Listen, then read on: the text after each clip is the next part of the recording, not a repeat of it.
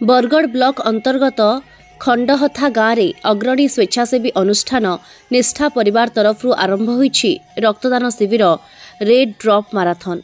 दीर्घ 33 दिन धरी चलिबाकुଥିବା माराथन प्रथम स्वेच्छाकृत रक्तदान शिविर खंडहथा जगन्नाथ मंदिर परिसर में अनुष्ठित होइथिला। मुख्य अतिथि भाव में जोगदे शिविर को शुभारंभ करथिले बरगढ़ उपजिल्लापाल प्रसन्न कुमार पांडे। निष्ठा परिवार तरफ आयोजित रेड ड्रप माराथन को प्रशंसा सहित रक्तदाता मानंकु उत्साहित करथिले उपजिल्लापाल। प्रथम दिन में 43 यूनिट रक्त संगृहित होइथिला। 33 दिनिया रेड ड्रप माराथन निष्ठा परिवार तरफ आयोजन करा जाइछे। इथिर लगी मोर शुभेच्छा अच्छे परिवार के निष्ठा परिवार के एवं इथिरे से सफल रहूँ। आगामी दिन में धनुयात्रा भी आसूचे।